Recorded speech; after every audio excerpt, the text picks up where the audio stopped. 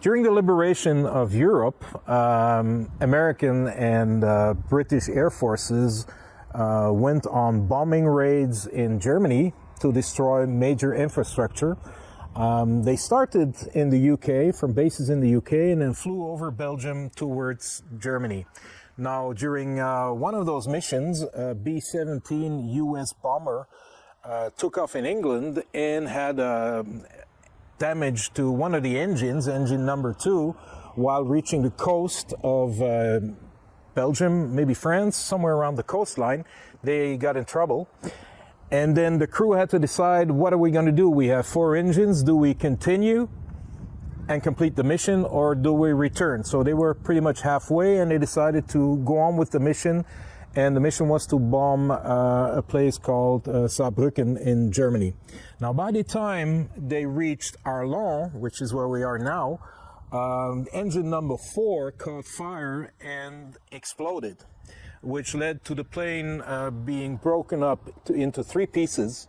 All of the crew managed to jump out of the plane eventually and arrived safely at the ground, except for the pilot and the co-pilot, who was stuck in the cockpit, and they crashed in the little village called Fusch, where we are now for the ceremony. Now, our Military Vehicle Preservation Association Indian head, 2nd Infantry Division, has inaugurated this little monument here with the bomb in Fusch in 2009. And to attend the ceremony, the U.S. Air Force Europe Band was present. Now, as today, we're having that same band here for a concert in Arlon.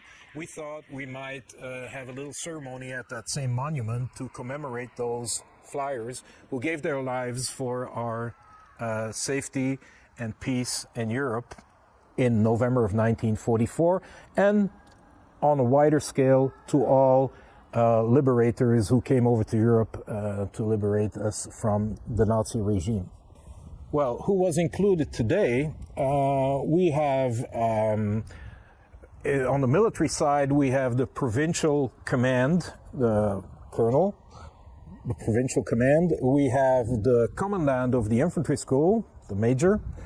We have several other members of the staff of the infantry school, but also from the local community. We have from the mayor's office some people, and also a primary school from the village of Fusch, where we're having this ceremony. Other than that, we also have veterans and veterans associations with their flag bearers, etc.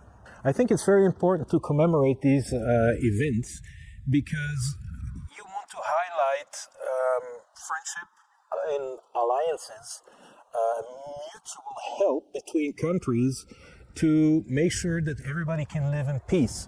Now, we've been living in peace about 80 years here in Europe, which means some generations have never known war.